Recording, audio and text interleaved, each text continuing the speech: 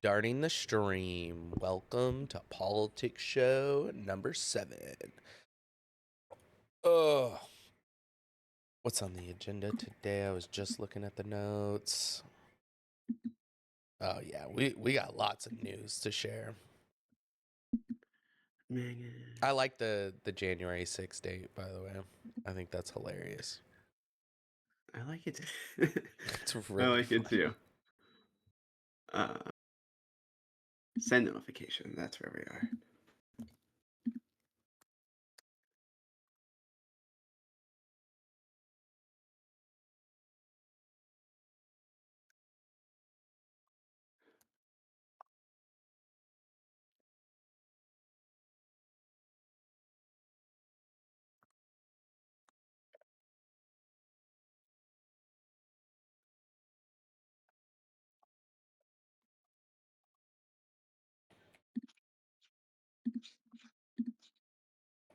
Oh, you know what else Den has is a money gun. So that's pretty fun. Well, you like send it out to people who. Uh-huh. You can send it to everyone in chat. You can just click whatever token and just evenly distribute. Classic ham cannon stuff. Man, remember ham? Oh, I remember. Dude, literally, there's been so many things that have come and gone over the So past many. 3 years that we've been here. I don't know. When did you come on to Farcaster? Yeah, about 3 years ago. What's your FID? Mine's 17,355, so it's still squeaking under that 20K. Yeah, I'm like 13 or something. I just missed the Yeah. 10K. Oh Not that it matters. yeah. None of us who have been around this long think that matters. Maybe some people that used to be around here and have left, they thought it mattered. I think they think that there's gonna be like some future airdrop that's gonna be based off of the first 10,000 people there. Yeah. And the good news is Farcaster, as GM Farcaster has kind of highlighted, it's a great incubation app. So being able to build your app, having a bunch of users that are, a little bit more advanced, and it's all about it's not going to be the traditional way of farming anymore. Like with things like Quotient and all these different scoring systems, like, I'm sorry, you just have to act normal, and that's what a lot of crypto bros don't know how to do is act normal.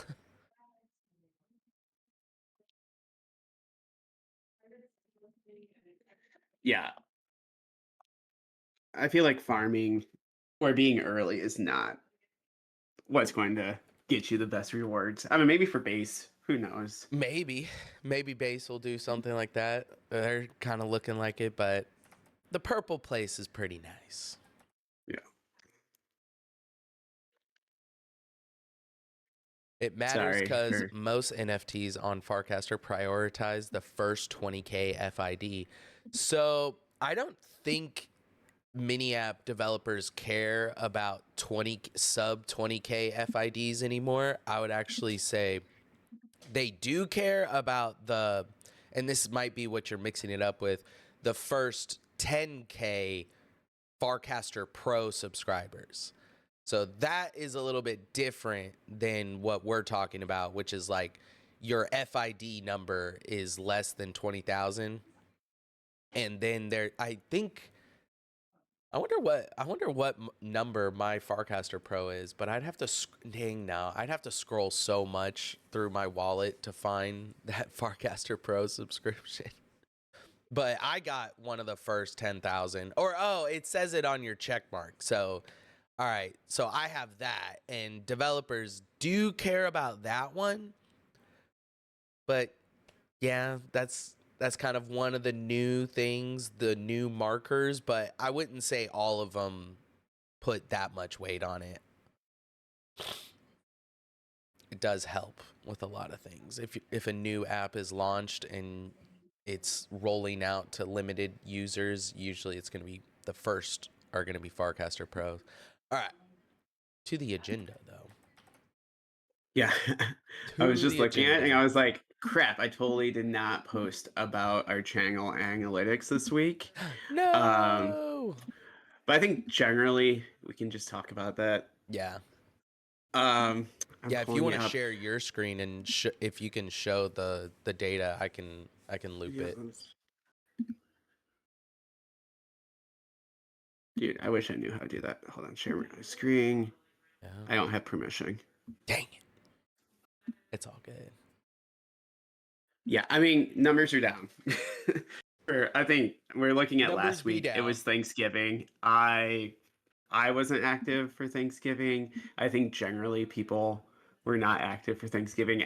So posts and posters is lower than what we have been seeing, higher than the lowest. So we're still having higher lows.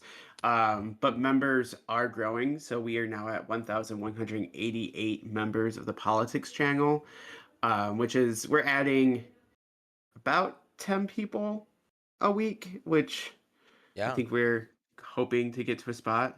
Oh, can you click manage your channel? Oh. Haha.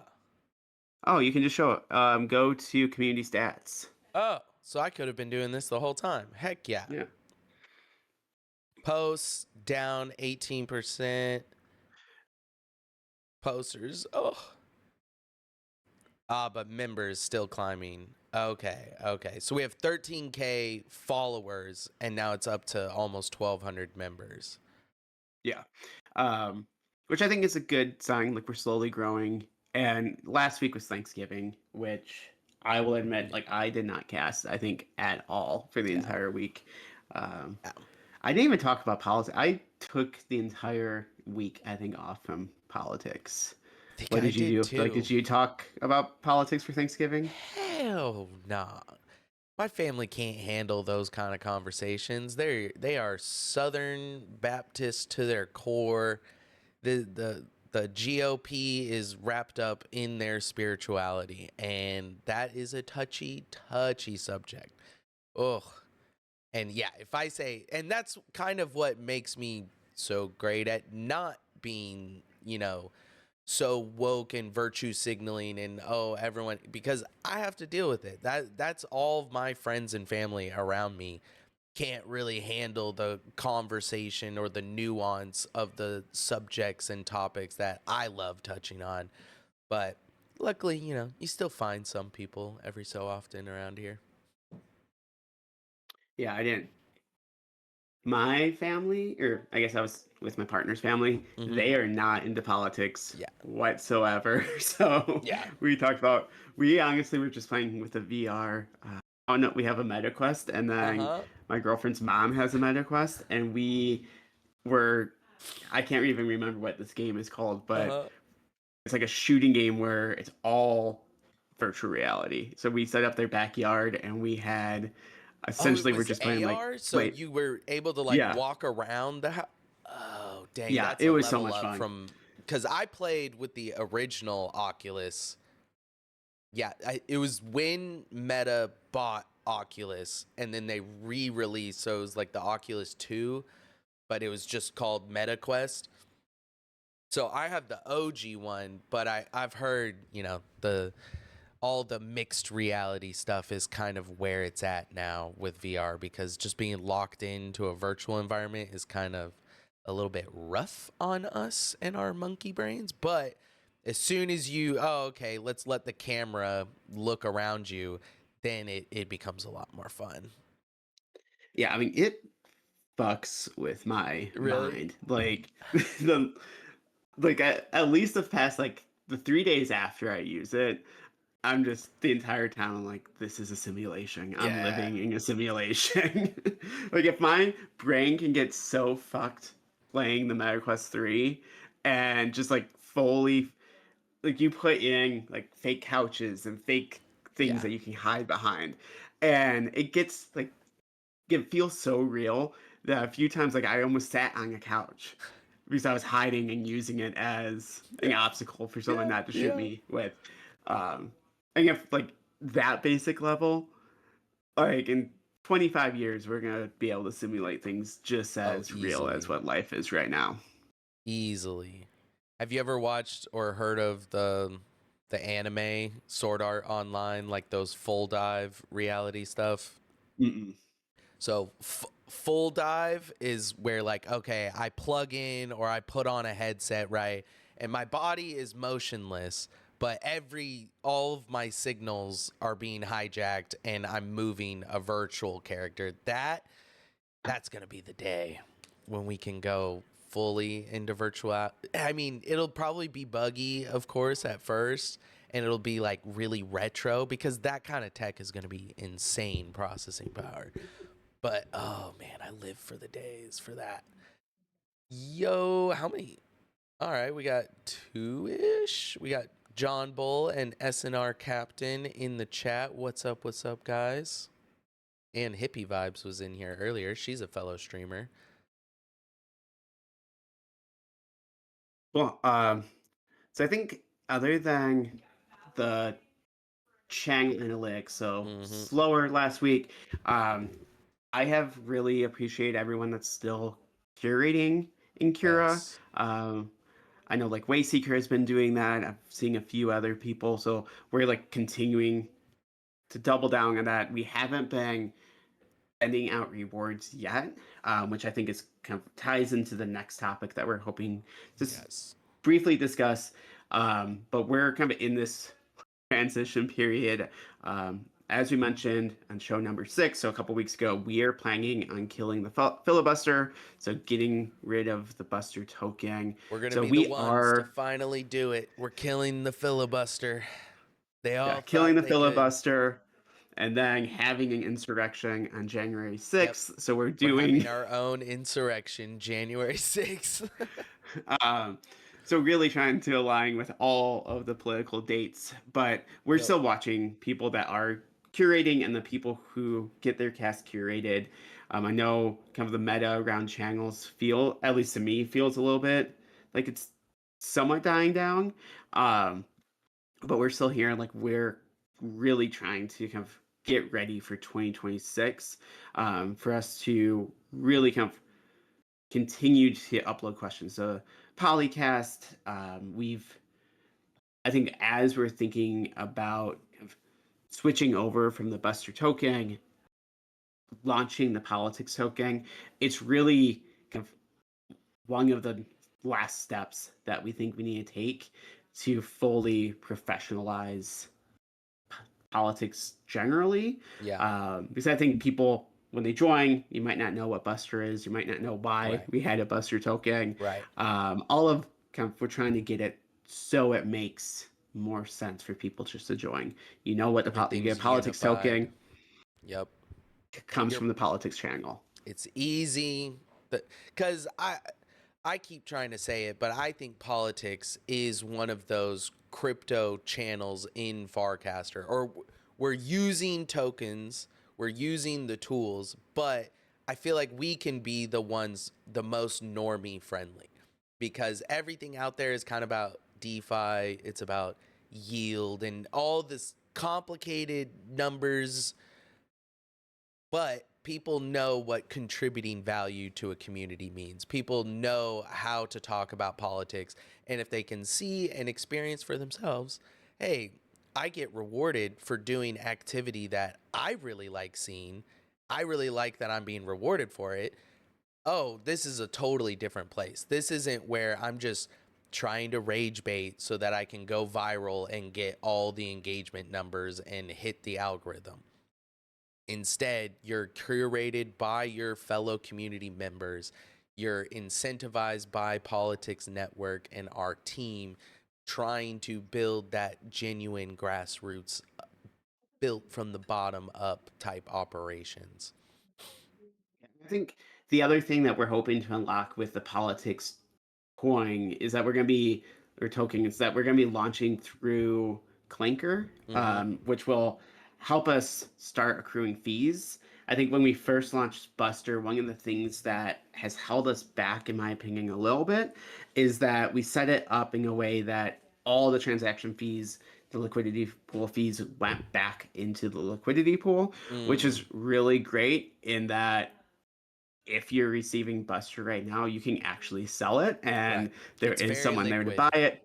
Yeah. So we're still going to do our best to make sure that that politics is very liquid, that you can sell it, that it has value, but also allowing us to utilize some of the liquidity fees will help us Yeah. provide more incentives for the community to get deeper involved in Yeah. politics, which I think is kind of the vision that we've been going towards, is that we want an active community that's not just these kind of, as you said, rage baiters, Yeah. but people who either work in politics or involved in politics or Yeah. doing things political.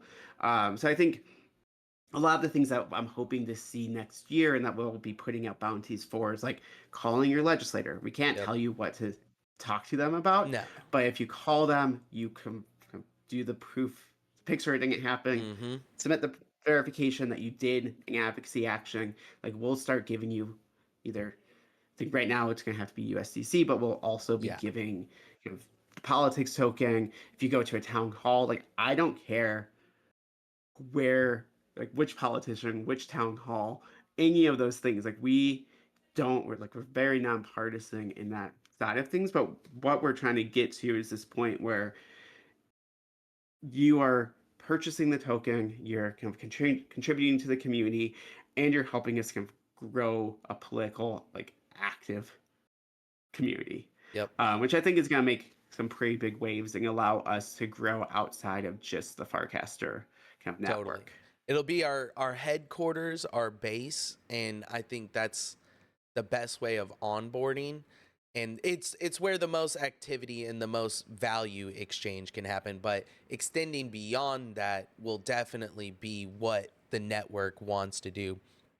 And part of the it's great to launch with Clanker. I feel like their tokenomics and their LP fees are really tuned in. And then also on top of clanking it, there's using the Glanker team and their SDK with Empire Builder. So being able, what's your feelings? Do you like the dynamic fees, or because I feel with politics that could benefit us because we definitely go through waves of interest as things are happening in the mainstream timeline. They kind of reflect in Farcaster activity as well. So there's dynamic fees where it could be set during low inactive times, it's a 1-2%, and then it can go as high as 5, or you could just set it static at 5%. Yeah, Think that I honestly will trust yeah. you and what your recommendation is. Yeah. Um, I think the that is not my dynamic wheelhouse. kind of yeah. Yeah, I come from the politics background, Yeah. and I think that's where, kind of, just in full transparency, like we are growing and learning, and Yeah. I'm growing and learning about all these things, Learning in real which I think, time. yeah, which I think you can see with like the politics token, that switch, moving away from Buster and the Buster token. So some things that we still need to flesh out this full plan of what we're going to be doing with the Buster token, Yeah. but don't just sell. We're going to be taking a snapshot. I mean, if you want to sell, that's totally Yeah, fine. if you're not interested anymore, if this sounds like, Yeah. "Oh, wow, they're trying to do something new. How dare they?" All right, that's fine. We get it. But we're going to do our best to grow and evolve the community, and this is just what we thought would work for us. My cat is trying to eat my food. Please go away. Go go go. Yeah, so we'll be doing a snapshot, and then on January 6th, we will Yep. be launching the politics token. We'll be trying to do some promotion so people can get interested and kind of make some noise about this Yeah. new launch. Um, but I think the nice thing about politics is that it's evergreen. Yeah. We're always going to be talking about politics. We Exactly. are Bull or going bear up. market, there's going to be Yeah. people wanting to talk about politics. Yeah, so I mean, we're going up, like in January. We have the vast majority of the state legislators, their legislatures are going to be kicking off. They're going to be introducing legislation that will be adding to Polycast, that you'll be able to wager on and make predictions on. We also, after that, kind of the timeline for most of the legislatures is that it ends in like May, June. Mm, So after that, we will switch, and a lot of our emphasis is going to be on the primaries, yep. which usually are kicking off May, June. So you'll see more Polycast questions about kind of who do you think is going to win their primary. We have a lot of kind of hotly contested seats. We're going to be talking about it a little bit later, but a lot of kind of the kind of long-term incumbents in both parties are looking like they're going to be primaried. Mm, So we'll be seeing, is there going to be a progressive wave? right. Ooh, that would Are be we a, seeing yeah, a how lot of big will it people lose be? their seats? So we'll be having questions on that, and then the midterms will be are just under a year away. So we'll be having a lot of questions on the midterms, and then after the midterms, we go fully into the kind of the beginning of the announcements for the presidential and kind of Senate races. So we'll be having lots of questions on that, and then another round of the state legislature will be meeting again at the beginning of the next year. So we have a lot of things kind of brewing, and politics never ends. In the same way that Yeah. like people will always be talking about sports, people will always be talking about politics, and we'll be here Yep. talking about it every single week. Every week, noon CST on Fridays, y'all. Sometimes on YouTube, but this time on Den. How are you guys liking it in the chat, by the way? Do you prefer Den or is YouTube more fun? Let us know. On to the next thing. Yeah, so we're going to finish up a lot of the questions. We're not adding any more until January 6th when we do the relaunch with the new token. Small pause. All right, let's get into the politics then. That's what this show's all about, right? GN Politicos. U.S. Senator Rand Paul calls out the Trump administration's lies. There is no fentanyl made in Venezuela, not just a little bit, there's none being made. These are outboard boats that, in order for them to get to Miami, would have to stop and refuel 20 times. We don't just summarily execute people. Yeah, they are having to backtrack a lot on this Venezuela stuff, aren't they? I mean, I don't know if they're going to backtrack. It. Well, they're I think trying this to is just act like like, they haven't done anything. Like, well, I guess when I was listening to her, it sounded like she was trying to play it off like, "Oh, but they're always saying, "Oh, we're always following the law. We love the law. Everything has been completely above the board." And it's like it's not though. You have all these resignations of the general in that region. You have yeah, what was the leak in Washington Post about Hegseth? Is there a that he. trial going or is it just rumored to be happening for the war crimes and murder? Yeah, I mean, it's not going. They're denying that he called for a double strike on the Venezuela boats. I think the thing that stands out to me, and I mean, you and I are, I think, a similar age, that like we have always been in this like in forever wars, Yeah. and the our military industrial complex is never going to stop asking for us to get into wars. Yeah. Like, I think when we can continue to drill down into it, the reason we get into wars is because wars are profitable. Mhm. And like as Israel and Gaza, as it feels like it's slowly kind of dissipating, A little bit. as Ukraine and Russia like potentially could be dissipating. What are we going to do? Yeah, isn't it convenient that that we now need to start another war Ah, with Venezuela, which, yeah, I definitely think that we do need to be more concerned about like overdose deaths in the United States. I mean, we could look at who was prescribing all of those opioids and how that has kind of related yeah. to this epidemic that we've been having, and whether or not the owners of those drug companies actually got persecuted and did anything other than pay small fines that they could afford. Like, Exactly. I think that's where we should focus on the war on drugs is Yeah. kind of what is this pipeline that industries continue to allow Well, it's like something like U.S. citizens to get 80%. addicted to drugs. Yeah, it's like 80% goes through normal means of shipping and supply lines. Like the people think of smuggling as, oh, it's these coyotes on the border, it's these boats, these little dinghies going across the sea, and no, that's just narrative building. That's just, oh, this looks like we're doing something, but in reality, whoever is making the money, they're obviously lobbying with that money as well. So they know Yeah, who they can and can't go after. and as we're talking about that we need to start this war in Venezuela because of drugs, Trump just pardoned or either just pardoned or is about to pardon the Honduras president who helped smuggle in what was it 500 tons of cocaine Yeah. into the United States. So I think as an outsider it's really hard for me to listen as a reason why we're trying to get involved in Venezuela. At the same time, we're allowing people who have actively brought in drugs to the United States, and we're just giving them a pardon. Yeah. But that is a question Yes. in Polycast. So this one has not yet resolved because it needs to be within Venezuela territory.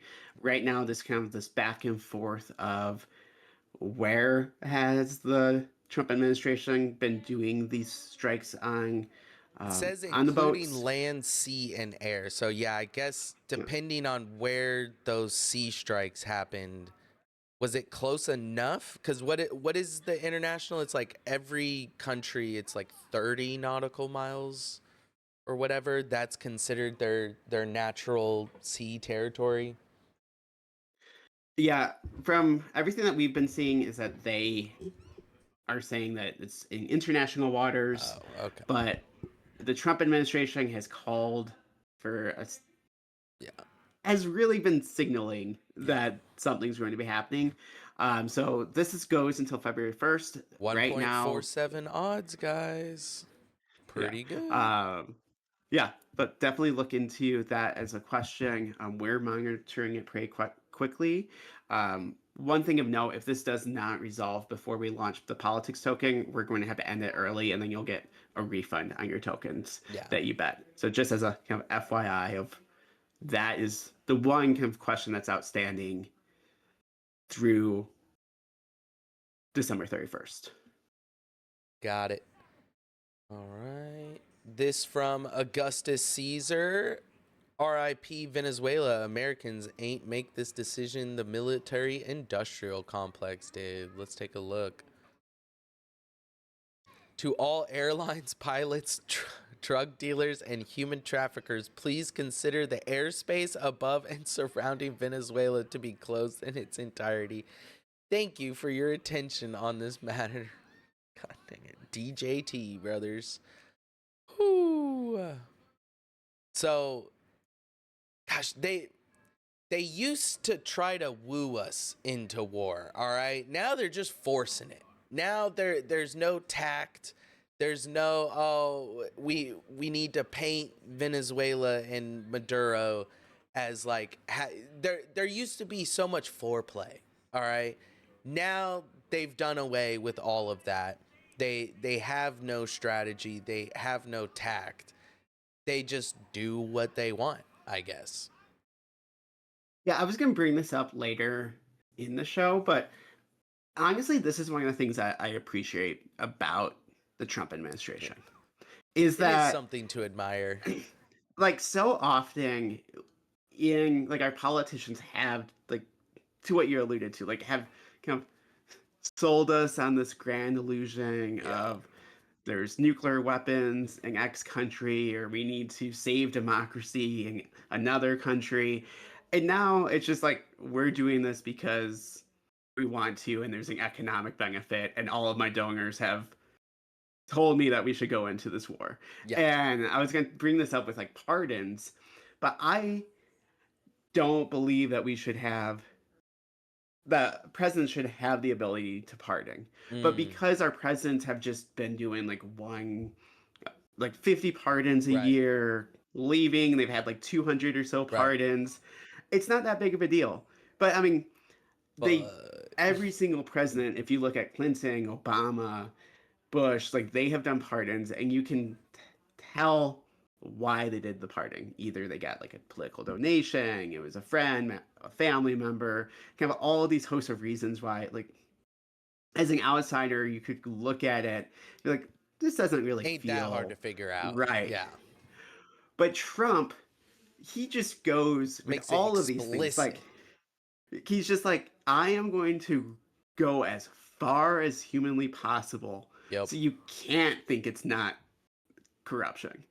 And in some ways I appreciate that. Like I like that he's giving us this opportunity to be like, "Oh, maybe we should curtail some of these presidential powers. Maybe we shouldn't just allow for strikes of Venezuelan boats in international waters without Congress having giving prior approval. Yeah. Like maybe we shouldn't Yeah. allow the president to be able to tariff countries based off of some bullshit reason." Yeah. And every single time he kind of does these things where it's like, wow, I can't believe a president can do that.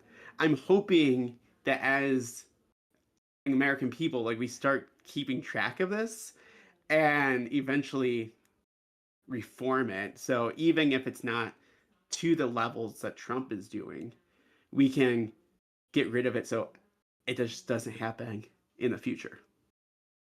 Yeah, I mean, this is all just a continuation of, 9/11 terrorism behavior. And what I was talking about, oh, we used to have to paint these guys in the media. We used to have to get everyone on board with, oh, no, these are existential threats. Now, oh, narco terrorist. They're drugs, they're terrorizers, they gotta go, and they can just declare that and do any amount of special operations and any amount of air operations that they want with no approval. So that's been in the game for about 24, 25 years at this point. And so maybe it's about time we lose that appetite for that much war, because although you do still have to, for tanks and on the ground, on boots on the ground operations, get congressional approval, with the level of advanced technology we have, well, you can still do a whole hell of a lot of damage and violence, as we've seen, in perpetuity with no approval whatsoever. And I think that window is just going to keep expanding if we don't reclaim what the powers of the powers to declare war are for Congress. Yeah. All right, now on to affordability, our favorite topic. Can never talk too much about affordability. Trump Yeah. I mean, this ran is saying he definitely could fix the economy. It's not fixed. He gets the blame. Ooh. Only 1 in 5, though? That seems low. yeah, this was one of the things that I think. Can you go to Lee's point as a reply? Uh huh. This demonstrates partisanship very well. The only realistic answer here is that they both share a ton of blame. It's deeply disturbing and very damning and completely predictable that like 40% of Americans just blame the enemy candidate for our current problems. Yep. Yeah, which She's I not think even a that's a candidate really anymore, though. Like, I don't know how you can keep beating the dead horse that is Joseph Robinette Biden. But damn, how long do they get to ride on? No, this is Biden's economy. When it's been a full year, there's been plenty of tariffs that you promised. And like we said, the tariffs weren't going to do anything. That's not a progressive tax. That's not a revenue generator. So they're reaping what they sowed, and they still can't take responsibility for any of the mistakes.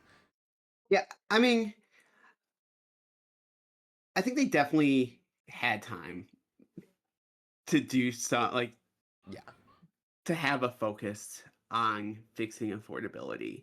Um, but going back to Lee's point, I think this is where comes the 40% that regard, I mean, for both parties. If you Yeah. look at Democrats, they're going to blame Trump for the affordability crisis just because he's in leadership. Like I was looking at, I don't know if you get mass emails from politicians to Never fundraise. opened them. Yeah. Um, I was just thinking of like I got so many from Democrats Uh-huh. about affordability around Thanksgiving, Oh, that's funny. and like Oh, they that's cared funny. so much They about cared so affordability. much. And then like 2 years ago, no one cared about affordability. Like the economy was getting so much better, like under the Biden economy. And then the same thing with right now, Trump has been saying that affordability is a Democrat con job, that it's not even a real thing, even though he ran on affordability Yeah. his entire campaign. Yeah. And now it's just not something that it's not something that Republicans can talk about. Yeah. And I think it's because their members just believe that's always the other person. And if you think of Yeah. like 40% of Dems will always blame the Republicans and 40% of Republicans Right. will always blame Dems. In actuality, like those 80% of individuals are just giving up Yeah. their power. Right. Like it and just giving it to the 20% who will move Right. between Republicans and Democrats. And honestly, like what we are just seeing is that they blame whoever's in charge and then they vote for whoever's not in charge and then nothing changes, so then they vote for whoever wasn't in charge because Right. they promised that Keep flip-flopping that's going to back and yeah forth. Yep. wing. And like what I would hope to see is that at some point 100% realize that both parties are not addressing affordability. Yeah. Ugh. Could you imagine? Oh. All right. From Javaboo himself, 95% of sales volume was financed. 67% of that will accrue interest. Degen Communist knows that all I talk about in the politics show is affordability. This is a prime example why. Let's see this one. Breakdown of the Black Friday data tells us consumer is weakening. 95% of sales volume was financed. Oh, so like Klarna and pay later stuff? uh or credit cards. Or credit cards. So Okay, yeah, the easy one. Okay. yeah, so it can be all of those. And then Dang, but so there's 67 intend not to pay off within 30 days. and then roughly 1 billion was the buy now pay later. Oh, okay, that's the Klarna. Okay, okay. Hmm. Ah, man. Which I think it's just like, I mean, we keep harping on it, and I don't know, Yeah. maybe the show needs to be turned into just the affordability The show. But affordability show. like, but 90, We're just the 90 affordable party. yeah, 95% of sales value, like that, it was finance. Which sure, like I Yeah, pay for everything with a credit card. I usually pay off within 30 yeah, days, so I don't accrue interest. But like 67%, so that's 2/3 are going to be accruing interest on what they purchased. And if we kind of think back to previous shows where we talked about that families don't have room in their budget for mm-hmm. additional costs, they don't have savings accounts for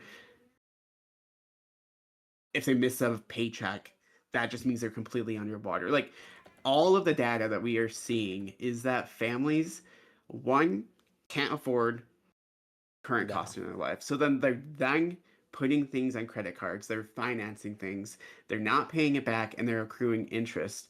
And at some point, we will hit this period where it's going to break. Yeah. That's that's '08 stuff. We all know what happens when you give bad loans and the buy now pay later schemes. We've seen the because what came before then? I guess the payday loan places, is that what you call them? Like the money lenders. Yeah. That sounds. But those are, I'm sure, still doing great. But this buy now pay, well, they're not even financial. They're not even banks. These are financial service providers, and so they are not going to be FDIC insured and all that investment on the back end. Because if you've watched The Big Short, you know it's not just the loan, the terms of the interest that is what the money making is. It's all the bundling and speculation that happens behind there. So once those reach a certain level of risk and they can't tolerate anymore, they're going to come crashing out and they're going to be defaulting. Yeah. Yeah, I just everything does not look good, And then and OpenAI will get a big bailout. yeah. And then you look at leadership, and Trump is saying that's just a con job. That, like, affordability doesn't matter. When, in my opinion, like, if you can't afford life, you don't care about anything else. No. Because you just don't have the ability to. And I actually listened to a Tucker Carlson podcast this past week, and I'll try to share it after this call. But he kept highlighted and was somewhat calling attention to, like, conservatives, that it's not that they necessarily need to ban payday loans or ban the buy now pay laters, but, like, why are we accepting of individuals taking advantage of others? Like, Mm, even if you want to have a free economy where people can do everything, like, why can't we call out scumbags exactly. who are willing to screw over people, who are willing to do 600% interest rates or 30% interest rates in credit cards, like all of these things that Or are just use AI squeezing. to deny healthcare coverage. Yeah, like, all There's of these all things are just fully squeezing every part of, like, value yeah. from our most at risk. Mm-hmm. Like, yeah, you don't need to ban it, but, like, why are politicians okay with it? Like, why are we in this spot where the public isn't saying, like, no, we're not going to ban this, but, like, no, we do not accept this treatment of others in our society, Mm-hmm. and talk down on these types of actions. Yeah. I'll try sharing the clip, but, like, I really thought that it stuck with me. Of, like, we don't always need to ban things, but at least At least, more people need to talk about it. yeah. At least call it out for what it is. Oh wait, I think I did click this one. Nope, this is Bitfloors goes. All right. LMFAO, the Dems are going to win so big using this as campaign point. Top 3 funniest things he said. Ooh, what did he say?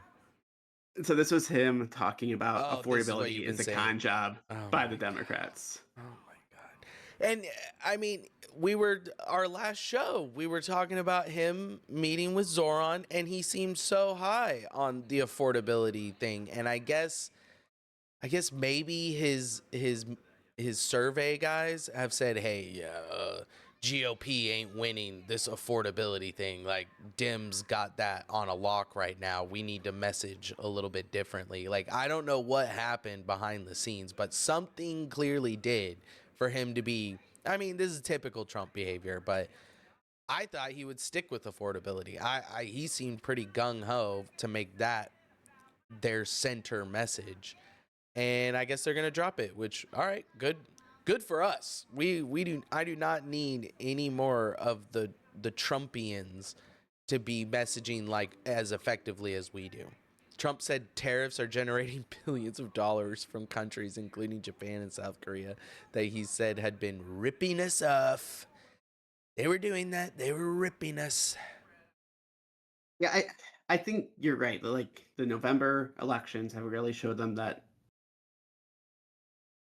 they do not have a winning message, that the American people do not agree with the direction of the country and the leadership under Trump.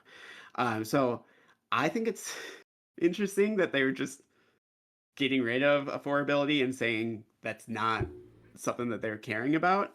Yeah. But agree with Perp in his analysis. Like I think Yeah. this is just going to be a slam dunk Yeah. for the Democrats, assuming that they Yeah. don't get in their own way. Assuming they don't snatch defeat from the jaws of victory. All right. Good to see Bitfloor's ghost back around here. Ooh, Matt Walsh. Let's see. Yeah, it's great when you agree with Matt Walsh. All right. I'll reserve judgment until after I Yeah. read this one. It's an empirical fact that basically everything in our day to day lives has gotten worse over the years. Okay, so far so good. The quality of everything food, clothing, entertainment, air travel, roads, traffic, infrastructure, housing, etc. has declined in observable ways. Even newer inventions, search engines, social media, smartphones, have gone downhill drastically. This isn't just a random old man yells at clouds complaint. Is he trying to say the Chicken Little thing, like the sky is falling, but he said old man yells at clouds? Anyway. It's true, it's happening. The decline can be measured. Everyone sees it, everyone feels it. Meanwhile, political pundits and podcast hosts, speaking of things that are getting worse, focus on anything and everything except these practical, real-life problems that actually affect our quality of life. I wonder, has he ever heard of Cory Doctorow in Shitification? Have you heard of that one? All right, that's a great book for this exact concept. So this is the shitification of everything in our economy, from platforms to technologies. The more profit oriented and centralized the control is, the more inshitified things become. So that's immediately what that reminded me of. Yeah, I mean, I haven't read that book, but I think that's like I am not anti capitalism. Like I definitely I am like very free market, but at some point there like profit should not get Yeah. go before people. Oh, Like great. you should not be like producing a product that's so cheaply made that you have CEOs talking about like that they would never eat their product or that they would never utilize what they're selling because they just continue to like reduce its value and increase the costs because they're trying to like maximize what they can get from the American people. And this is I feel like we have gone down this road like we're way too far that I think we've lost kind of the vision in what kind of America was supposed to be. Like, yeah, you should have the opportunity to produce a good, sell it, make a good living for yourself, but it shouldn't be at the cost of others. Like, you Yeah. shouldn't pollute our waters so that you can produce a product that makes you like gives you value. Like, your net value Yeah. is in the negative towards There needs to be society if a that's what you're trying to cost do. and an expense to as consequence to what you're costing us, because the price is being paid somewhere. It's either in the health of the populace that is being poisoned, their water supply being poisoned, or it yeah. We need to internalize those costs for sure. All right. Bitfloor, let me go to the next one. Notion is always wanting to mess with how I have this.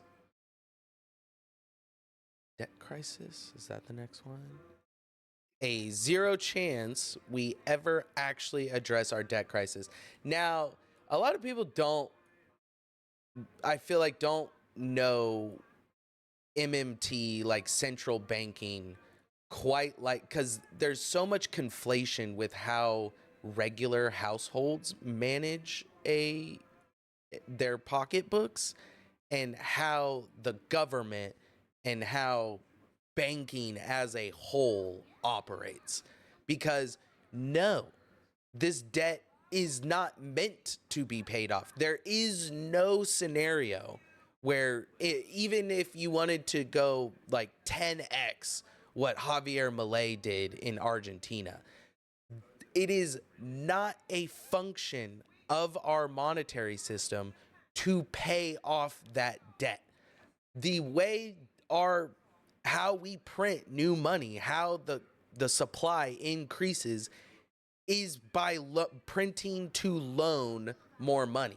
And that's either the bank loaning directly to the government and the government backing that by taxation, or it's by giving it to private businesses and people attaching interest to it.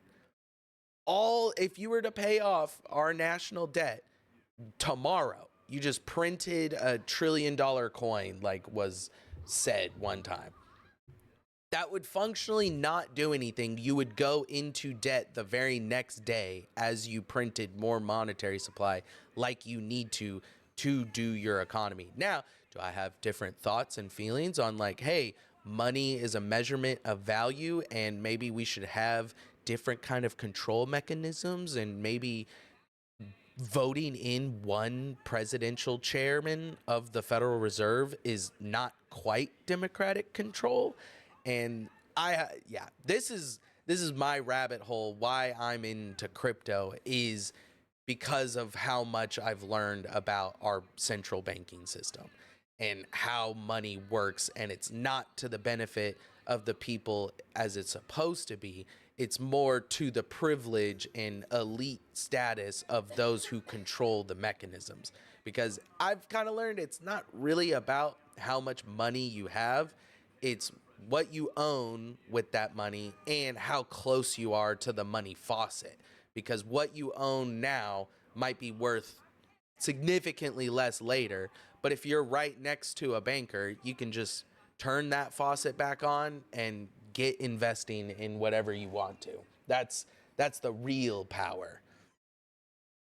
Yeah, I mean, I think even beyond that, like there's not an incentive for our politicians to actually care about our Yeah. debt crisis. Yeah. Like, I mean, I think, and if you want to kind of bring up Ice Toad's cast, but like we hear, I mean, it's a largely conservatives are the ones that are talking about it, but like they, when they're not in power, it's the debt crisis. It's Yep. we are stealing from the future of our children. Yep. And We can't then fund this. they We can't pay for that because the debt, the debt, the debt. and then they do things like Doge, and where they're publicly saying like this is all the waste and fraud that we've had. We need to get rid of it. We need to address all of it, like X, Y, and Z. And then they get into power, and what's the result? It continues to grow. Yep. Like the that crisis continues to grow. It continued to grow under Trump. It continued to grow under Biden. It continued to grow under Bush. Like, and the reason why all like it continues to grow is because we are relying on like it's not just we, but corporations, and I think this is a good example, are relying on government funding to fully operate. Yeah. And you can't just turn off this bucket. Like when we expanded ICE is going to continue to need those operating funds, because if you turn off that Yep. funding stream, then someone in your district loses a job. Yep. And the same thing for Some with every time detention we center has to close shop. Oh, God forbid. yeah, and in every one of those instances that we expand government funding, it's never going to get shut off because there's not a incentive for a Congress member to look and be like, actually, we don't need this detention center. Actually, it's providing a net harm to my community by funding X, Y, or Z program. But Yeah. no, like we need to keep those military bases open in your district because good, hardworking families and your community members rely on that funding stream. And Right. it's for every single one of these programs. So I don't know. Yeah. Outside of just the monetary policy Yeah. of there's not an incentive to deal with the issue and that they're going to Yeah. continue to print money. On the other side, there's no incentive for our politicians to deal with it Yeah. either. Yeah. Because they don't get affected by inflation like we do. When you do not own things, you do not get to appreciate the value of your things that you own inflating. And that's why they're just going to keep printing money, and it doesn't matter how much they print. They'll still raise prices because that's the excuse. Oh, there's more money out there. We have to raise prices because there's more, the monetary supply is so much higher. Meanwhile, where does all the monetary supply go to? I don't think I'm getting it. So you're borrowing more money to speculate and risk and invest in all of your stuff, which gets to appreciate with the inflation that you cause. And then you get to raise prices on me because you borrowed more money collectively. Like it just never makes sense to me, and it's never talked about in those terms. It's always, oh, we can't afford because we're in debt. Don't you know what it's like to be in debt with your credit card? It's like, y'all, that's not, and who are we in debt to? Who is the one receiving all the benefits to this new monetary supply? Well, it's all the businesses that already make all the money. Ugh. Yeah, and then what we are expected to do Yeah. is that one, if you hold it in the bank, it just gets devalued. Yes. And so you're supposed to put it in the stock market, Yeah. which just is about Which giving just gets more. mismanaged. It's just dumb money, so it just gets vulture funded out of existence. And oh no, it collapsed. It got bankrupted. Sorry, you're just not that savvy of an investor. Haven't you heard of diversifying? Like, we should. And now, Or, I mean- we got the pre-K 401ks. So we have those coming up the pipeline, and they're apparently, I don't know how solid in the works this is, but doing away with IRS and income taxes, and they're just going to do 30% flat sales tax on everything, which is insane. That's so regressive. And frankly, what immediately occurred to me, I was like, oh, okay, so rich people are going to be paying 30% on their yacht purchases and their art. I'm like, wait, no, they aren't. They're just going to buy those things, not in America, with, in international waters, in the airport, wherever. Rich people can just go somewhere else to not pay that 30% sales tax. But everyone who's stuck where they're at can't afford the privilege of evading that sales tax. Yeah, we're going to shoulder that new burden of how much revenue we'll be losing without the income tax. Ooh. I don't see the income tax going away, but yeah, I've seen many proposals like that where you get rid of one tax and then instantly the solution is the most regressive tax. I think, where is it, in Texas or Florida, they're trying to get rid of property taxes because Probably not the Texas, elderly. because that's like our only tax revenue Yeah, you don't have source. property taxes. No, we have property taxes. We You do? don't have state Have income. yeah. That's what it is. I don't know. One state is trying to get rid of property taxes and the argument is that the elderly are getting priced out of their homes because the house that they have been living in has gone up in value so much that they can't afford the property taxes. Which, sure, I get that. Like, for a small handful of individuals, that probably does have an impact, and a better solution. You're talking about the wealthiest generation, though, in our society. Like, woe is them. Oh, boo-hoo. My house is worth so much, I can't keep it. It's like, brother, then sell it. Like, that's the consequence of you not having to pay the property tax, but you're stubborn. You want what you want, and you have to have it because you're the baby boomer generation. We have to supply you with all of your wants and desires, and then profit the most off of them. But they're acting like, oh, we're gonna lose our home because we can't pay the property tax. It's like, dog, I know you own that bitch.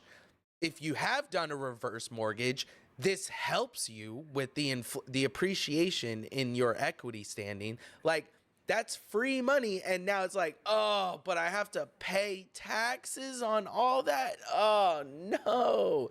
I'm Yeah, sorry. which goes to fund education for like the next generations. Like that is kind of the purpose of what we're doing. Like you're Yeah. supposed to be, you work hard and then you give back to the Yeah. next generation so we can get better as a society. But no, this is the first.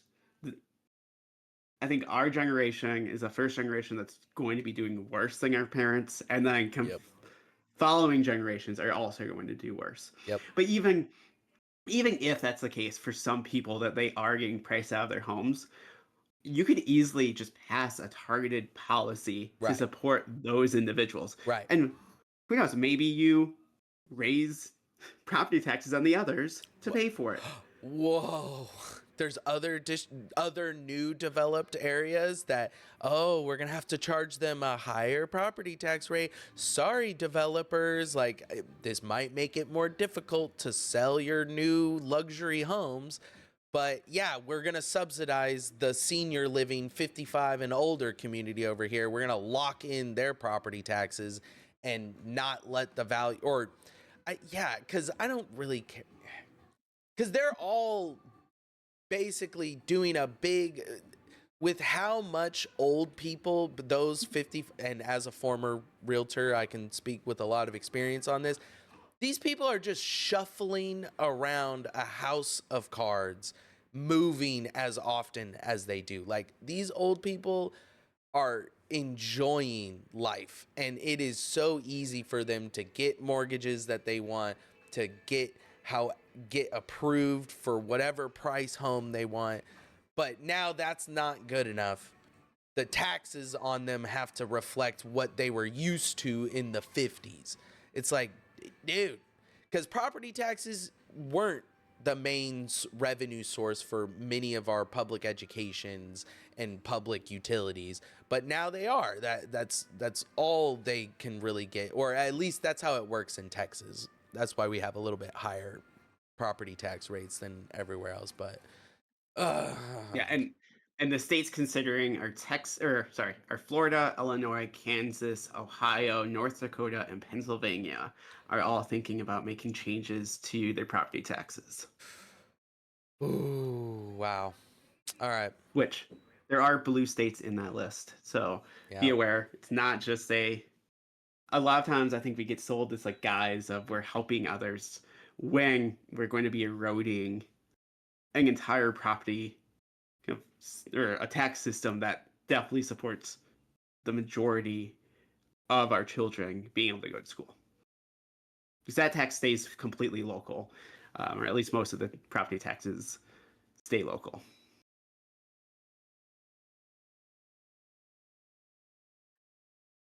God forbid you help your neighbors. All right. Jefferson's warning proved prescient. Yet Jefferson's concern about corruption and oligarchy have materialized. Economic concentration, wealth inequality today exceeds Gilded Age levels. The top 1% owns more wealth than the bottom 90%. This is techno feudalism in action. That's what we're calling it now. That's Giannis Varoufakis. That's his concept of now we have this cloud capital. So beyond the industrial, technological capital like oil and industry, all of that, now it's these platforms. It's this data has been able to concentrate wealth even more effectively than any of the oil barons could have dreamed. Political capture, campaign finance, lobbying, and regulatory capture give wealthy interests disproportionate influence over policy, exactly as Jefferson feared with Hamilton's corrupt squadron. While rights are nominally equal, enforcement and protection increasingly depend on economic resources, creating a de facto tiered citizenship. Yeah, I can't afford to get sued, but Donald Trump simply can't get out of court. Like he gets to enjoy all sorts of crime because he knows what the cost associated with it will be. Corporate personhood. Yeah, this is crazy. The evolution of corporate rights has created exactly the kind of artificial aristocracy Jefferson warned against, entities with enormous power but no civic virtue or morality or mortality. Yeah. Yeah, they never die out. There's no end to how much they can exploit and continue to exploit. And you got to keep raising profits. You got to be chasing more. So how much you extracted the day before, it's going to have to be more the day after. Have you heard about the concept? This is a little off topic, but of that we should start charge or taxing the productivity of AI. I've not heard of that one. How would that work? Yeah. So I think like this is a little bit more into the future, but like looking at the productivity that corporations are gaining and like the wealth that they're gaining through the use of AI and letting go of individuals who worked at that corporation, Uh-huh. that you're start to tax that productivity. So as like Mm. Walmart, for example, if Mm-hmm. you have automated cash systems, or I think Wendy's is starting to use AI in the drive-through, that you Yeah. start taxing the productivity of that AI drive-through window clerk. Right. Because you And have that's the a way. cost of what the AI is now and what you're saving not having the employee. But that because that could potentially bring in like a universal basic income type situation where everyone displaced in the workforce can still do something and it's funded by this revenue stream, because then that also, so there's the productivity aspect, but now there's the price gouging aspect. So a lot of companies are using all their data that they have on us to personalize pricing. So I think I've seen Target experimenting with that, and that's also going to be AI. So there's on the one side replacing the workforce, and then on the other side there's maximizing profit extraction. Like, okay, if you're going to use AI for that, then we need a piece. Like, if you want to do it in a different way, how we always have, all right, that's fine. But because we know the risks and how much there is to be made, society should benefit from taking a piece. I like that. I like that a lot. Yeah, I think that's where we need to go, and really with like the It basic seems income. reasonably obtainable as policy too. No, it'll never pass. We'll Ah, never get there. you're right. You're right. AI is currently the dominant force Yeah. in lobbying for itself, but it'd be nice. Maybe one town, city, state could experiment with something like that, but then whatever productivity was gained by AI, I'm sure they would just capital flight somewhere else. Did you see Coinbase has been giving people um, a basic income? What? Like Yeah, in Africa or something? 160. No, it's in New York. Coinbase funds crypto basic income pilot in New York. How much are we talking? They're getting $12,000 a year.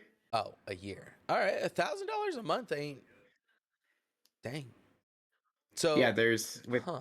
Is this like a no. UBI experiment, or are they just like for the marketing doing it?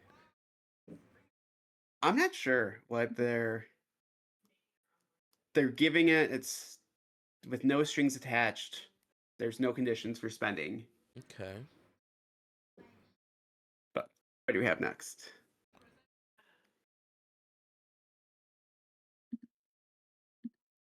We got a lot of chatter from Thought Crime Boss. He's having a fun time in there.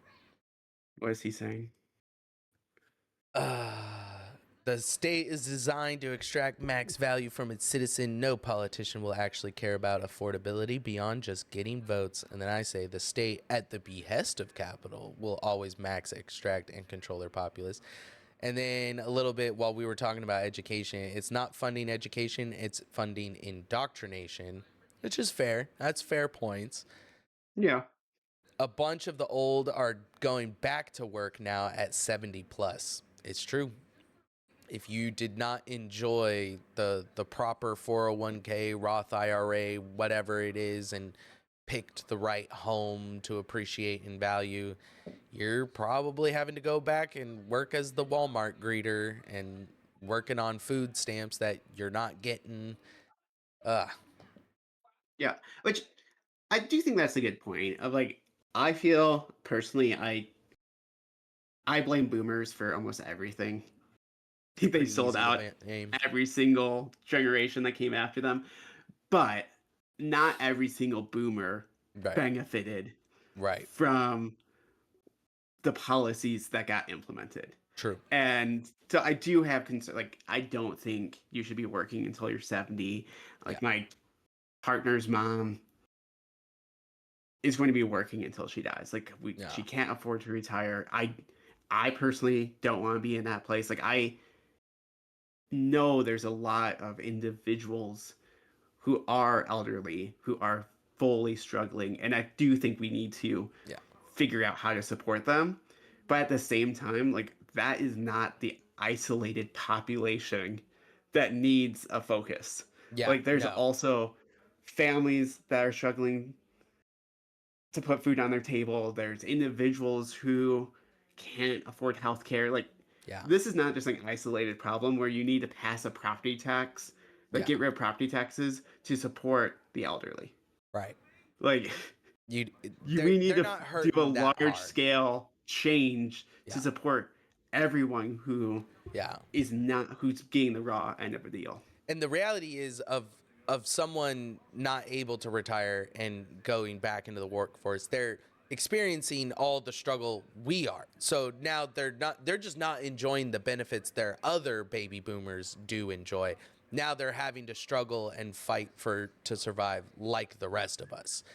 So fighting for any kind of policy that affects all of us will inherently also help the 70-year-old boomer that is going back to work. I think their struggles are not mutually exclusive. Yeah, More I than mean, like likely, you help us, it will help them too. if you're enjoying Medicare, if you're enjoying the benefits of having free universal health care that you can just qualify for, maybe Crazy. all of us would also like to benefit That's from the socialism. same thing. That's socialism, Like, bro. like What? maybe We're all just of gonna these things. heal everyone? What's next? Are we gonna make the firefighters public too? Ugh. Yeah. Like if you're enjoying the concepts of a basic universal income that is based off of just this Ponzi scheme of Social Security, Yeah. that you're getting more than what you paid into, Yeah. then maybe we also would like the benefits of a basic income, and it would allow for Yeah. innovation and for individuals to quit their jobs to start new Or get a job that they careers. actually enjoy because Yeah. maybe they're qualified or educated in this certain realm, but that doesn't pay enough. They have to go somewhere that makes money, and they hate it. They hate every day of their existence, but that's the only way they can find to survive. Yeah, Which, or be able to leave a relationship that's yeah, abusive because you have true, something that you can fall back on. Like true, maybe those things that you enjoy in your older years, we also would enjoy. yeah, But crazy. yeah, not to always bash boomers. Affordability, boomer bashing. That's the Yeah. politics show. A country that was discovered less than 500 years ago and then turned into a nation calls civilizations that are thousands of years old third world. A country like Iran, the land of the first physicians, the first universities, the first charter of human rights, the birthplace of poetry and deep philosophy, gets labeled as third world by them. Your wars did this, your invasions did this, your theft of oil and resources from this region did this. You destabilized these countries, destroyed their governments, fueled corruption, and then had the nerve to mock the result as if you weren't the cause. A culture that longs for the history, identity, and civilization of others dares to look down on them and say, third world. What a complete idiot. Agreed. We're talking about Iran and I assume Somalia too. Breaking, the U.S. will re-examine all green cards issued to people from 19 countries of concern, per the White House. The 19 countries include Afghanistan, Burma, Chad, Republic of the Congo, Equatorial Guinea, Eritrea, Haiti, Iran, Libya, Somalia, Sudan, Yemen, Burundi. It's Burundi. That's the one I don't know on this list. Cuba, Laos, Sierra Leone, Togo, Turkmenistan, and Venezuela. Ugh, all regions we've had nothing to do with. I who, where, what are those countries? I'm sure America has never touched or even nothing, right? I mean, I'm sure there's nothing we had to do with the situations of any of these 19. Yeah. Which I think it's such a good point by Nikki, where like all of these broken countries and third world countries that we either force into economic trade deals that don't let them actually grow their economy, or we, if they don't want to enter into those trade deals, we overthrow their Yep. leaders. We try to establish new governments. I don't know if every single one on that list has a direct connection to the United States, but if I was betting, I would bet that we hit Yeah, 100 for 100 on it's that list. quite an easy bet to say 100% of these, but I'd be surprised if there was one that didn't. Maybe there's one we haven't, and maybe not within the last 50 years. I highly doubt we haven't been there at least once in some capacity or by some proxy. Yeah, and then I think that's like the one of my frustrations, and it go. I mean, I totally understand the immigration debate, and that we do need to like maintain, like ensure that we have a society that like our own population can afford jobs, about and receive jobs and can afford to live, and we have an affordability crisis, and when we're bringing in new workers, like that has an impact. But like we can't get mad at people trying to leave their countries when we're the ones that cause the issue. Yeah, especially in the case of Venezuela, which Trump, during his last term, he was the one that, in their failed coup attempt, authorized so many, and they did more sanctions on Venezuela to destabilize that country. They offered all of the Venezuelans, "Hey, come to America. We got you. We want to weaken your president and hopefully successfully coup them next time around." But now it's turned into, oh, who let these guys in here? Like, oh my god, look at all this influx. It's like, dude, it was you. Just like when he was making fun, oh, the Haitians are eating the cats and dogs. It's like, you approved those people to come to the country. That was your approval. And they have work authorization visas, but it's never good enough. It has to be about whatever narrative or story they're wanting to sell, and they just can't do a decent enough job of not being so damn hypocritical about it. Like, you're speaking out one side of your mouth and saying something not the other. It just shows like a lack of self-reflection that we have as an American people. Like, Yeah, yeah, we hate drug cartels. Maybe we shouldn't have helped fund drug cartels crazy. and use their drugs for X, Y, and Z in this country. Like, a lot of the things, and this is just a larger issue that I have like grown to see in the United States, is that we can we no longer think long term. We no No. longer think of how destabilizing a nation nearby, or how allowing corporations to leave the United States. Like all of these things just have these like short-term gains, and then now we're reflecting back and saying like, oh, maybe we shouldn't have been doing that. But we don't even say maybe we shouldn't have been doing that. We just blame the outcome and then blame someone else for the outcome. Yep. All right. Next one. We're almost gonna get through all of these. We only got, what is it, 3 more? This one, yeah, 3 more. Oh wait, nope. Immigration. 2 more. We got 2 more. Cal Matters. All right, what's this one? Young California Democrats are challenging veteran House members in safe blue seats. Ooh. So what's this? In summary, the recent retirements of Nancy Pelosi, oh, thank God, and other longtime House Democrats have led to more calls for aging members to pass the torch. Incumbents argue their experience is crucial as the executive branch is upending the balance of power in Washington. Oh yeah, their experience is coming in real handy these days. Loving all the experience. Oh, can't get enough of it.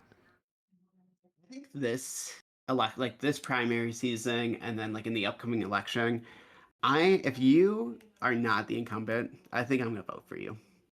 Like Yeah. I am just Yeah.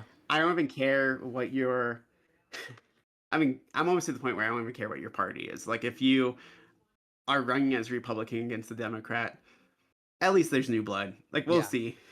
But definitely in the primaries, like I I get that there's some good politicians. I get that there's a lot of like people trying to do good work. But if you've been in Congress for 70 years, or if you're in your 70s, or you're like being in Congress for Yeah. 30 plus years, you should get primaried Yeah. and you should lose. I think it's time for us to have new leadership, new everything across the There board. needs to be at least one party that is younger than the other. Like, is that too crazy to ask? And Yeah, I think the other thing is like we need less lawyers that are 100%. running for office. And I think that's a problem across the board. Like even in Nevada, we see that we have a part-time legislature. We don't pay our legislators to be in office. And then what does it result in? Nothing but lawyers. Yeah. And sure, lawyers are good, but like if we're talking about, I know I bring up childcare a lot. If we're talking about childcare policy and you haven't been a parent in the last 25 years and you don't even know how much it costs for childcare, or if you've never worked in the childcare industry, like it would just be refreshing to Yeah. have one person be like, I was a childcare provider for the past 15 years. I would love to draft legislation that I think would improve these outcomes. Or like we need more people with real world experiences and not people who can afford to run, who can Right. self finance their campaigns. Right. And I think that like goes into a lot of campaign funding It laws that we does. should be changing. Of we should have limits of how much you can spend, limits of how much you can, more limits of who can donate and how much they can Right. donate. So everyday Americans can run for office and potentially win. It makes me think of how Cuba does a lot of their elections. It's pretty interesting how they try to equalize and make things fair. Something to look into. Senators are still searching for an elusive bipartisan deal to prevent the Affordable Care Act's enhanced tax credits from expiring, and they're unlikely to get one by the end of next week when Democrats get a vote on a health care proposal of their choosing. Ooh. Oh, and this is the Polycast. Will the enhanced ACA premium tax credits be extended by 11:59 Eastern on December 31st, 2025? How much progress has been made on that front? They have concepts of a plan They have still. concepts of a plan. um, Oh, I don't know if you don't need to open and show this, but one I do think, I hate to say it, I don't love giving the Democrats like pat on the back, good uh, job. But like I do think that one, the Democrats did a good job making the shutdown fully about the tax credits. true. And that they were able to signal that like they were standing up to pass and keep these subsidies, have these continue. Which one I think the reason I think that was such a good job is the Republicans. I think they knew the Republicans were not going to ever be No. able to pass this and that they're going to go up. And now all of the blame, in my opinion, is going to go to the Squarely. Republicans for this cost increase, which is Yeah. going to be hitting thousands of Americans. Yeah. And then the other thing is, I am going to continue to try, like, especially next year, drop some intel on what's happening, so then you can use that or not use that on a polycast question. But yeah, we'll see. The question is, will they pass? Will they extend these tax credits before the end of the year? Yeah. We'll What's see. your thoughts? No. Non-financial advice. No. No. No. Yeah, No. that's They've got the Republicans have gotten everything they wanted. They are insatiable in their desires to get that one done. They got the shutdown without any capitulations from the Democrats, and I think they'll screw them over for it. And they're such good negotiator deal makers. They just continually screw over people that they're trying to make deals with, and hopefully, not gonna hold my breath. Hopefully, Democrats will learn their lesson from that. Next time they've got a shutdown, maybe they won't capitulate without getting anything in return. But yeah, no. I mean, but I I think knew they we are weren't going to get getting. them since they reopened the government without any guarantees. I knew it ain't happening. I mean, I'll push back. That I think the Democrats are getting what they want, You think? and this is, I mean, this is probably the pessimist in me, but I don't think that either party's long-term goal is to help the American people. Mm-hmm. The party's long-term goal is to remain in power and gain more power. Right. And the best way for the Democrat Party to get in power and gain more power is for the Republicans to F up this opportunity and for the health costs to go up and for health costs just to continue to go up and for affordability to continue to go up. Like, there is zero incentive for Democrats to help Republicans fix the affordability crisis Yeah. until November. Because Yeah. if you do, then why would I need to vote for someone other than Trump and the Republicans? Exactly. Because life is great. And that's why I thought they would continue the shutdown. But I don't think they need to. No. They were able to say, like, yeah, They the shutdown messaged had it. some, like, They got the blame squarely on the GOP, and now, all right, that's established. Let's get people SNAP benefits. Let's throw a bone that way, but we won't actually get any guarantees on ACA. We'll get the promise of a vote to maybe guarantee something. But yeah, yeah, I mean, I don't think I they'll get think both. coming out of the shutdown, these are the things that stood out to me. One, Republicans were willing to continue the shutdown so they weren't helping offset the potentially increasing costs, the healthcare costs. And Mm-hmm. they're willing to do that so much that they were going to withhold food from individuals Yeah. and children. Yeah. So the Dems were able to say, like, look, we really care about healthcare, but we don't want to do so much harm that people can't survive and eat. So then Right. they were able to take that wing and be like, look, Right. Republicans were willing to do this. We weren't willing to do this. Yeah. And now a month later, they're going to be able to say, look, we did everything we could to make sure those care costs didn't go up for you, but Republicans weren't willing to do it. Right. So I think they got 2 wins, not 2 wins for the American people, Right. but 2 wins for the Right. party. Which those are their favorite kind of wins. Yeah. I'm going to drop really quickly this cast, which I think kind of fully wraps up today's conversation. Bet. I just put it. It's a cast for me from yesterday, which I feel bad for highlighting so many of my casts this show. But just go to what Topher Spiro said. Hold on. Wait, is there supposed to be a reply? No, it Oh, just oh, oh, his. oh, here it is. Here it is.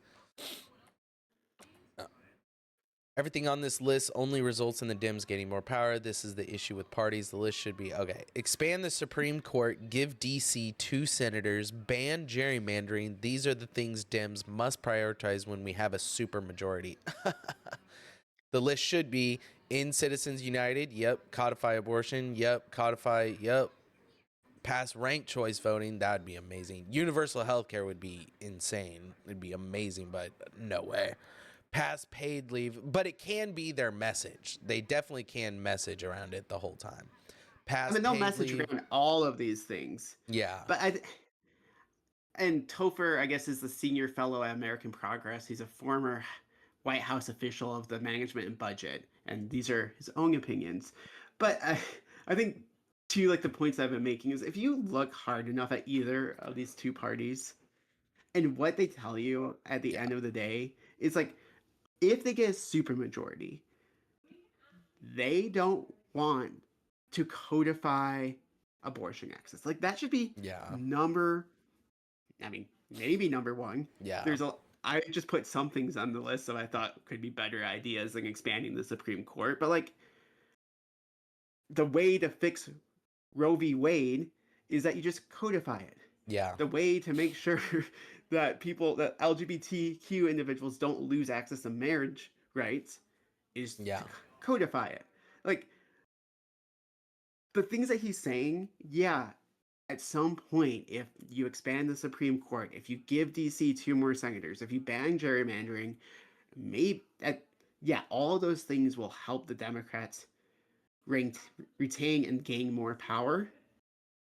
But what's the end of that? Yeah. Like when I was a lobbyist in Nevada, like we got the Democrats gained control, and we had a Democrat governor. We had like everything, and the progressive lobbyists and myself we were ready to roll. We were like, we have all of these policies. Like, this is the time. We helped you get into power. It's time for you to deliver for the people. And their response was that no, we can't do too much because we have to run for election. We have some contested seats. And if that is your end, How could you that's win your those seats end though? It's goal, by doing something. Like, God forbid. or like, why did you even try to get those seats if you don't Yeah. want to do something? Right. Like, why are you trying to get more power after you get a supermajority? Yeah. Like the supermajority is That's the power. that's the goal. That's the end goal. And you're there, but now you're like, nah, it's actually this further goal. Yeah, no, we just need to make sure that we will always have this supermajority, and Yeah. then Then you'll see the results that you're hoping to see. oh, okay. Right. But I think like not trying to, I don't know who Topher is, not trying just to drag him down, but I think it is just a prime example Yeah. of how parties operate is that when they get into power, they're trying to get more power. They don't necessarily care about delivering for their constituents. Yeah. My 2 picks on the most important would be Citizens United and Ranked Choice, because then that can snowball into a lot of these other ones. Like I think you could get codifying abortion and gay marriage, but yeah, universal health care, paid family leave, paid universal child care. Yeah, nah, you ain't getting that until the people got a lot more power, which I think does it. My number one goal would be Citizens United for sure. And then after that one, rolling into ranked choice voting to hopefully get better overall quality of candidates. And then you get more candidates running, which I like a lot more than the duopoly we always seem to have. I actually almost didn't add either of those two because Ah, I thought nah, they kind hell. of went against my point of like I think whenever you get a supermajority, you need to do things for the people. And yeah, like Citizens United is a huge win for the people.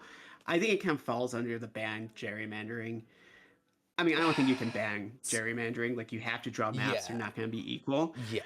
And I think it kind of ranked choice voting falls into that as well. But like, I included them because I think they're like would be huge windfalls for the people and would help remove power from the parties, Yeah. which I think we need to do. Um, but if I had to pick two, I think I would codify abortion access and codify LGBTQ rights. Like, as an individual, I can't imagine what it's like to be at the mercy of the Supreme Court for whatever Yeah. rights I have. Yeah. Yeah. And I think you just need to get those both through so people can feel at peace and know that their rights are protected, and then we move on to the others. But it doesn't matter. None of these things are going to happen. So we'll continue.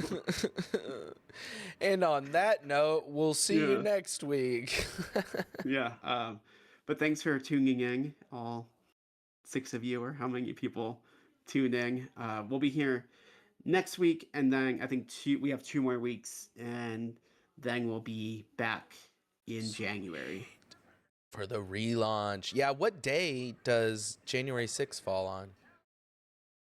It falls, I think, on a Monday. Is it a Monday? I'll be No, free it's Monday. a Tuesday. Oh, Tuesday? Tuesday All the right. I might 6th. be working that day. So might do a little stream the day before or day after then. Yep, we'll figure it out, and we'll Yeah. continue to post information so it's all done in a transparent process. But thanks, everyone. Really appreciate you all, and yeah, we'll continue to work and growing politics in this Farcaster ecosystem, whether the powers that be like it or not. Whether they want it or not, come bull or bear market, we will be here. Speaking of which, what do you think? Do you think we're in bear territory, or you think it's just a little bit of shaking the paper hands? I mean, for my bags, I'm hoping we're just shaking it off. I don't think anyone is willing to deal with what like a full recession would look like. I mean, I do think we're in a full recession, but we're just going to continue to kick this can Yeah. down the road until it becomes something so Yeah. huge that it completely wipes out Insurmountably millions huge. of people. Yeah. Yeah. Agreed. But like, yeah, I don't see an end in sight until it just becomes bigger than what it should have been. Apocalypse level ending inside. Yeah. Yeah. All right. Thank you guys for joining us. We will see you next week. Bye-bye.